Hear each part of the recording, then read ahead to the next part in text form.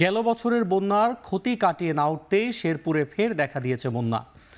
কয়েকদিনের টানা ভারী বর্ষণ আর উজানের ঢলের চাপে মহারশী নদীর বাঁধ ভেঙে প্লাবিত হয়েছে ঘরবাড়ি। তবে সকাল থেকে বৃষ্টি কমায় কমতে শুরু করেছে পানি। এ নিয়ে বিস্তারিত জানাতে শেরপুরের ঝিনাইগাতি সদর থেকে যুক্ত হচ্ছেন সহকর্মী জাহিদুল খান সৌরভ। সৌরভ, বন্যায় ক্ষয়ক্ষতির চিত্র কেমন জানাবেন, আর এ মুহূর্তে পরিস্থিতি কেমন দেখছেন?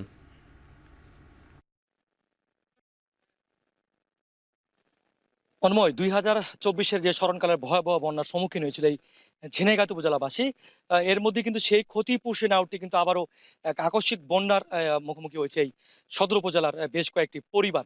তো আমরা দেখেছিলাম যে গতকাল দুপুরের পর থেকে হঠাৎ করেই এখানে পানি বাড়তে শুরু করে, এবং এই পানির তীব্র স্রোতে আমি যেখানে দাঁড়িয়ে আছি সেটি হচ্ছে ঝিনাইগাতি সদরের খোলকুড়া গ্রাম। এখানে আমার পিছনে প্রায় ১০টি বাড়ি, কাঁচা ঘরবাড়ি কিন্তু পানির তীব্র স্রোতে ভেসে যায়। এখন পর্যন্ত পানি কমে যাওয়ায় পানি উন্নয়ন বোর্ড থেকে আমরা যে তথ্য পেয়েছি যে প্রতিটি নদ-নদীর পানি এখন পর্যন্ত বিপদসীমার নিচ দিয়ে প্রবাহিত হচ্ছে, এবং বৃষ্টি না থাকার কারণে কিন্তু পানির অনেকটাই এই বন্যা পরিস্থিতির উন্নতি হয়েছে। তবে স্থানীয়দের সাথে আমরা কথা বলেছি। স্থানীয়রা আমাদেরকে জানিয়েছেন যে এই ঝিনাইগাতির যে মহারশী নদী রয়েছে সেটি তাদের দুঃখ এবং দুর্দশার অন্যতম কারণ। তারা বলছেন যে দীর্ঘদিন থেকে তাদের দাবি ছিল যে এই মহারশী নদীতে একটা স্থায়ী বেড়িবাঁধ নির্মাণের।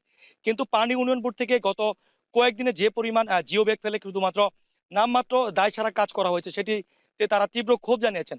স্থানীয়রা বলছেন যে প্রতি বছরই কিন্তু তারা এই আকস্মিক বন্যার সম্মুখীন হয় এবং বিপুল পরিমাণ ক্ষয়ক্ষতির সম্মুখীন তারা হন। তারা বলছেন যে এখানে অস্থায়ীভাবে শুধু জিও ব্যাগ না ফেলে যদি এখানে কংক্রিট এবং বেড়িবাঁধ করে স্থায়ী টেকসই একটি বাঁধ নির্মাণ করা হয়, তাহলে হয়তো এই বন্যার ক্ষয়ক্ষতি থেকে তারা অনেকটাই লাঘব হবেন।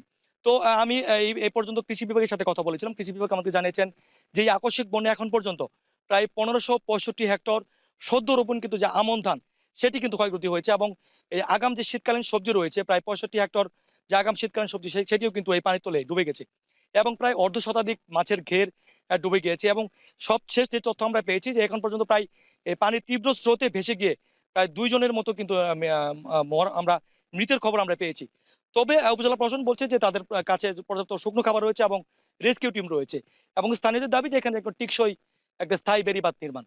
তো অন্ময়, এই ছিল শেরপুরে ঝিনাইগাতির আকস্মিক বন্যার সর্বশেষ তথ্য আমার কাছে।